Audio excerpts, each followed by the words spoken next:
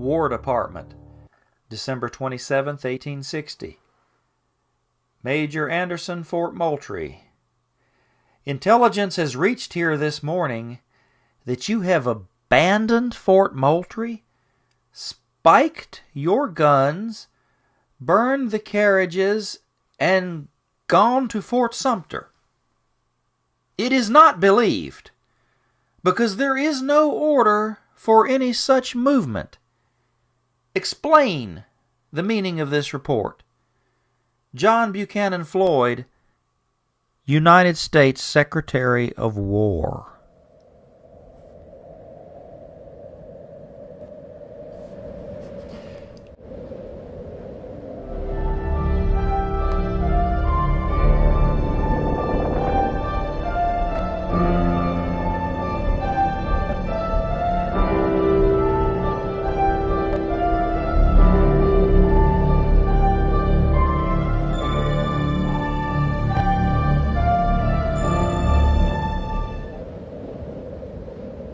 Executive Office, Department of War, Charleston, January 21, 1861.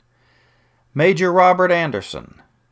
Sir, in offering to permit you to purchase in this city, through the instrumentality of an officer of the state, such fresh supplies of provisions as you might need, His Excellency the Governor was influenced solely by considerations of courtesy.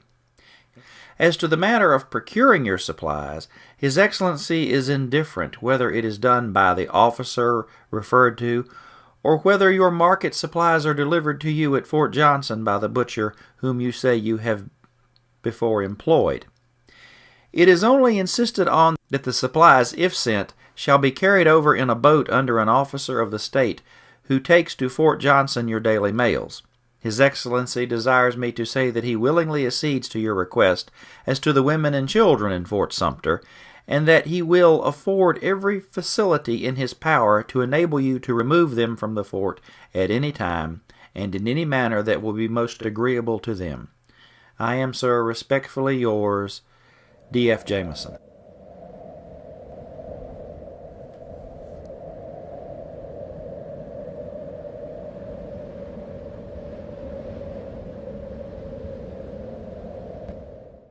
I said, you know perfectly well that the people of Charleston have been feeding them all right. That is not what they are at. They are asserting a right. They will feed the troops and fight them while they are feeding them. They are after the assertion of a right. If there is a gun fired at Sumter, I do not care on which side it is fired, the thing is gone. Oh, he said, sir, that is impossible.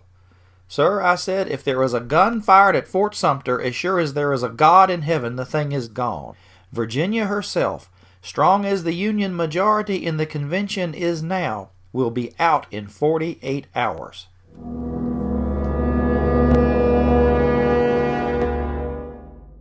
That 5 or 6 United States ships are in New York Harbor all ready to start.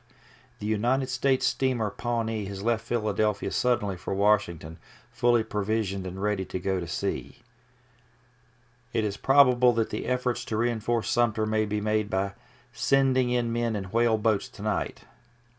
Should this plan succeed and the garrison be reinforced sufficiently to stand an assault, the attempt may be made to fight their way up by 5 or 6 war vessels. L.P. Walker, Confederate Secretary of War. Charleston, South Carolina, April 7th, 1861. To Major Robert Anderson. Dear Major, your letter dated yesterday was received by me this morning, and I regret to learn that the firing from the mortar battery at Mount Pleasant yesterday was so directed as to render the explosion of the shells dangerous to the occupants of Fort Sumter. The attention of the officer in command of the battery was called to the matter of his firing yesterday, and orders will be sent to him today not to practice again in the same direction. Let me assure you, Major, that nothing shall be wanting on my part to preserve the friendly relations and impressions which have existed between us for so many years. I am, Major, very truly yours, G.T. Beauregard, Brigadier General Commanding. And if they approach with war vessels also, I think you will hear of as bloody a fight as ever occurred. We expect the attack at about 6 o'clock in the morning on account of the tide. Very respectfully, F.W. Pickens.